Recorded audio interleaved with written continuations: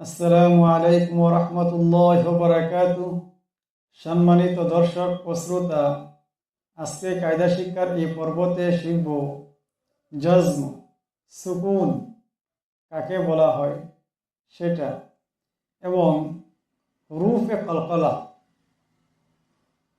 হুরুফে কলকলা কয়টি, কি কি, এবং এর উচ্চারণ কিভাবে করতে হবে, এই সমস্ত কিছু বিতং আলোচনা করা হবে ইনশাআল্লাহ। এখানে দেখেন জজম, সুকুন। জজম এবং সুকুন একই শব্দ। এই যে এখানে দেখছেন যে একটা সিন, এই সিনটাকে জজম বলা হয় কিংবা তো সুকুন বলা হয়, দুইটা একই। যে হরফের উপর, যে আখরের উপর এই সিন থাকবে সেটাকে সাকিন বলা হয়। যেমন এখানে হা আছে, হার উপর এই সুকুন আছে, গতিকে এটাকে সাকিন বলা হবে। যেমন এখানে দেখেন বার উপর জজম, বার উপরে সুকুন, কিংবা তো বার উপর জজম, গতিকে এই বাকে সাকিন বলতে হবে। এখানে দেখেন হুরুফে কলকলা।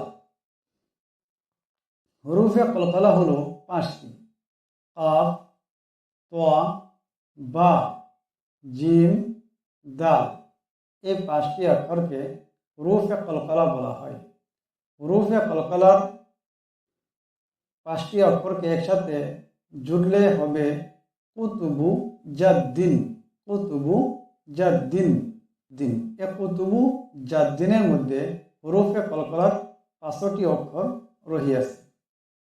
তবে হুরুফে কলকলার উপর যদি জজম কিংবা তো সুকুন আসে, তাহলে এই হরফের উচ্চারণটা একটি টক্কর গায়ে হবে, একটি টক্কর খাবে আওয়াজটিতে।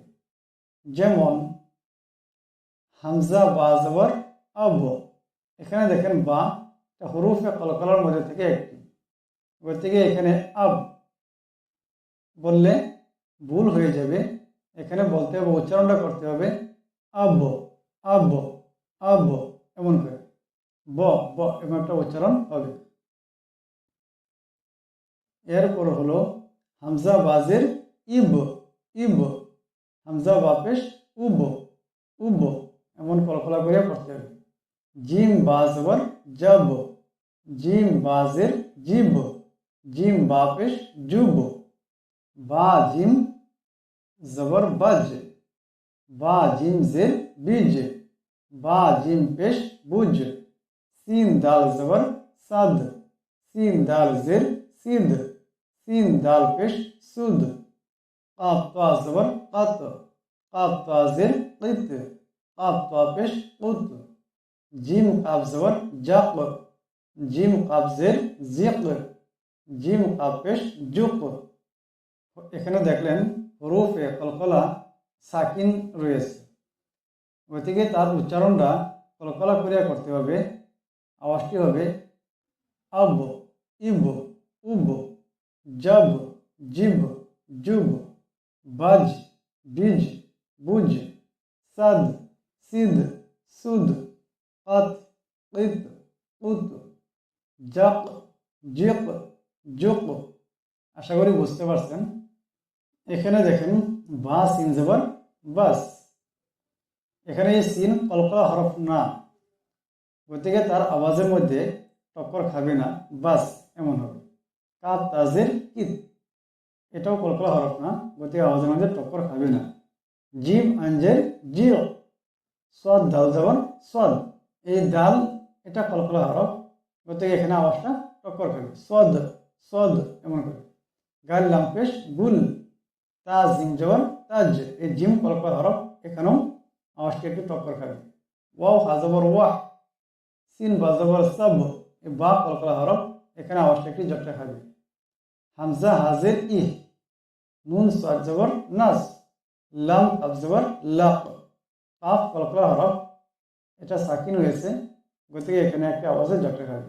জিম লাম পেশ জুল, ইয়া জাহাল, এখানে দেখেন জিম সাকিন, এটা কলকলা হরফ, গতিকে এখানে আওয়াজটা টক্কর খাবে।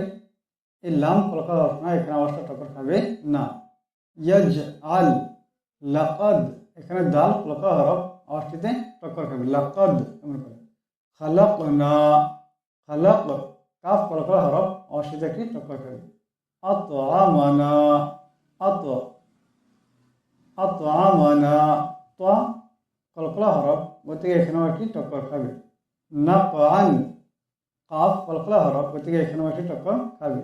বুরুজ জিম সাকিন জিম কলকলা হরফ গতিকে এখানে একটা টক্কর খাবে। মুহিত এখানে তোয়া সাকিন এটা কলকলা হরফ এখানে একটি ঝটকা খাবে।